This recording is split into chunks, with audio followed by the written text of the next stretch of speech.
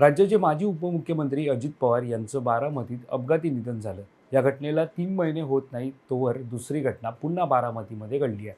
बारामती तालुक्यातील गोजबावी नाजिक आटोळे वस्तीवर येथील रेडबर्ड कंपनीचे शिकाऊ विमानाचा अपघात झाला आहे। गोजबावी गावाजवळ प्रशिक्षणार्थी वैमानिकाच्या विमानाचा अपघात झाल्याचं समजतं। सुदैवानं या विमानातील वैमानिकाला कोणतीही मोठी इजा झाली नसल्याची प्राथमिक माहिती आहे। पण ज्या विमान कंपनीच्या विमानाचा अपघात झाला त्या विमान कंपनीचा हा पहिलाच अपघात नाही। याआधी अपघातांमुळे त्या कंपनीवर बंदी आणण्यात आली होती। जाणून घेऊया सविस्तर माहिती। नमस्कार, मी वैभव पाटील, तुम्ही पाहतात माय महानगर लाईव्ह। तर बारामतीत नेमकं काय घडलं समजून घेऊया। गोजबावी नाजिक आटोळे वस्तीवर येथील रेडबर्ड कंपनीचे शिकाऊ विमान अपघातग्रस्त झाले। टेक्नम VT RFI जातीचं हे शिकाऊ विमान असून या विमानात 2 वैमानिक बसू शकतात। गोजबावी नाजिक दुधे वस्ती येथे विमान कोसळले। हे विमान श्रीपल नावाचा शिकाऊ वैमानिक एकटाच चालवत असल्याचं समजतंय। या विमान अपघातानंतर तेथील प्रत्यक्षदर्शींनी या अपघाताबाबत काय सांगितलं जाणून घेऊया। तिथं जवळ होते मी शेजारी, एक खांब आहे, त्या खांबाला धडकला, धडकून मग त्याचं पाणी एक मोडलं एका साईडचं आणि मन खाली पडलं। इकडं सरळ तोंड होतं ते इकडं खालतं, इकडं वरतं झालं। तुमच्यापासून किती अंतरावर हे विमान पडलेले? आता हे माझ्या अंतर मला वाटतं एक कासराभरच असेल, आहे का नाही, 2 वाव 100 फूट असेल। 100 फुटावर 100 विमान फूट पडलेले. 100 फूट विमान पडत असताना काही आवाज वगैरे आला का तुम्हाला? खांबाला धडकल्यावर खांबाला म्हणजे बिन आवाजाचं विमान आलं, खांबाला धडकल्यावर धडकून वाजले, उठून उभं राहिली मी। इलेक्ट्रिसिटीचा एक खांब आहे त्या हा खांबाला धडकलं आणि आवाज आले, उठून उभं राहिली मी। मग विमानाकडे निघाली तर माणसं म्हणली जाऊ नको, पेट बिटल। मग पुन्हा मागं सरली। मग त्या माणसाने विमान बंद केलं, दार उघडलं, बाहेर निघाला आणि मग आम्ही सगळी गोळा झालो त्याजवळ। अजून कोण होतं का विमानात? का एकच व्यक्ती होता? एकच व्यक्ती होता आणि त्या त्याला काय बरोबर तुमचं काय बोलणं झालं का? बोललो की आम्ही, घाबरलाय का, भेव वाटलंय का, नाही म्हणे काय झालं मला। फक्त थरथर कापत होतं बरं का थोडं, पण नाही म्हणली मला काय झालं असं म्हणजे। पुणे ग्रामीणचे पोलीस अधीक्षक संदीप सिंग गिल यांनी दिलेल्या माहितीनुसार विमान खाली उतरताना विमान जमिनीवर कोसळण्यापूर्वी त्याचा एक भाग विजेच्या खांबाला धडकला। विमानामध्ये फक्त एकच प्रशिक्षणार्थी वैमानिक होता। सुदैवानं त्याला कोणतीही गंभीर दुखापत झालेली नाही। घटनेची माहिती मिळताच पोलीस कर्मचारी तातडीने घटनास्थळी दाखल झाले असून आवश्यक चौकशी आणि पुढील कारवाई सुरू आहे।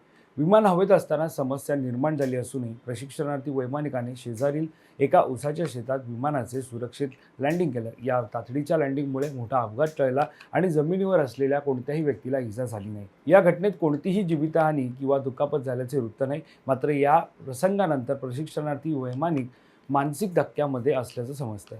विमान उतरताच स्थानिक नागरिकांनी घटनास्थळाकडे धाव घेतली। पोलीस कर्मचारी आणि प्रशासकीय अधिकारी परिसरात पोहोचले असून त्यांनी घटनेचा तपास सुरू केला। तांत्रिक बिघाडाचे नेमकं कारण शोधण्याचा प्रयत्न आता अधिकारी करत आहेत। दरम्यान बारामतीतील रेडबर्ड फ्लाईट ट्रेनिंग अकादमीच्या विमानांचे अपघात होण्याची ही पहिलीच वेळ नाही आहे। याआधीही या कंपनीच्या विमानांचे अनेक अपघात झालेत। सातत्याने होणाऱ्या या अपघातांमुळे नागरी विमान वाहतूक महासंचालनालयाने म्हणजे DGCA मध्यंतरी या कंपनीवर बंदी घातली होती। बारामती रेडबर्ड कंपनीने वैमानिक प्रशिक्षण केंद्र सुरू केल्यापासून आतापर्यंत झालेल्या अपघातांची माहिती जाणून घेऊया। पहिला अपघात 13 मे 2024। हा अपघात सकाळी 8:40 सुमारास घडला।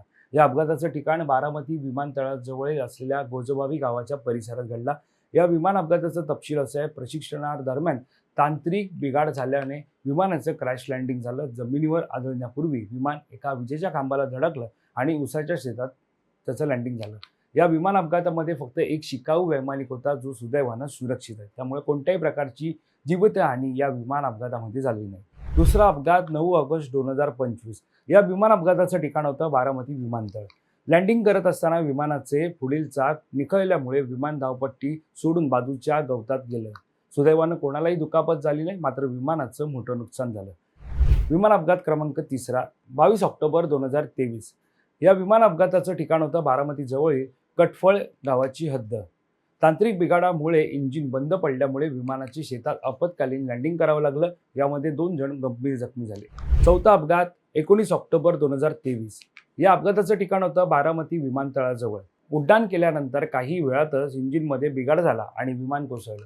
या अपघातात प्रशिक्षक आणि शिकाऊ वैमानिक किरकोळ जखमी झाले होते। अपघात क्रमांक 5 सप्टेंबर 2021 मध्ये हा अपघात झाला होता। सोलो ट्रेनिंग दरम्यान लँडिंग करताना नियंत्रण सुटल्याने विमान धावपट्टीच्या बाजूला उलटलं। या अपघातात शिकाऊ वैमानिक किरकोळ जखमी झाला होता। दरम्यान ऑक्टोबर 2023 मधील लागोपाठच्या 2 अपघातानंतर DGCA रेड बर्ड अकादमीचे परवाने निलंबित केले होते आणि त्यांच्या सर्व तळांवरील ऑपरेशन्स थांबवली होती. काही तपासात असे समोर आले होते की अपघात स्थळावरून पुरावे अधिकृत तपासापूर्वीच हटवण्यात आले होते, ज्यामुळे संस्थेवर गुन्हेही दाखल झाले आहेत. आता या घटनांमागचं भौगोलिक कारण काय समजून घेऊया. तज्ज्ञांच्या मते बारामतीच्या डोंगर दऱ्यांचा परिसर आणि हवामानाचा अंदाज घेण्यासाठी अद्ययावत यंत्रणांचा अभाव ही देखील अपघातांची काही कारणं असू शकतात. या सातत्यपूर्ण अपघातांमुळे सध्या बारामतीमधील वैमानिक प्रशिक्षणाच्या सुरक्षेबाबत मोठे प्रश्नचिन्ह निर्माण झाले आहे. तुम्हाला या संदर्भात काय वाटतं हे आम्हाला कमेंट करून नक्की कळवा. आणि या संदर्भातली अधिकची माहिती जाणून घेण्यासाठी तुम्ही माय महानगर लाईव्हला सबस्क्राईब करायला विसरू नका. धन्यवाद.